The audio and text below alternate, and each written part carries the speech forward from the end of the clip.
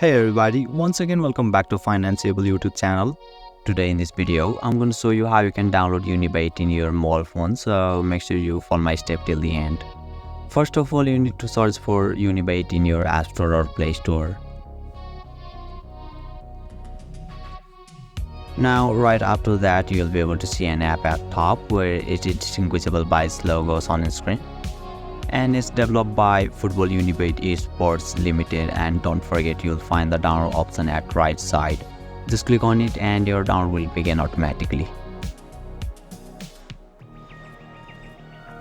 So yeah, finally once your download gets completely to open and you'll be able to access it. So basically this is how you can download Unibet in your mobile phone, and if you still encounter any issue during the download process, feel free to leave a comment and I'll be happy to assist you. If you found this video helpful, please give it a thumbs up, and if you are new to this channel, make sure to hit the subscribe button and set the bell icon to on so that you can stay updated with our latest content. Thank you for watching and I'll see you next time.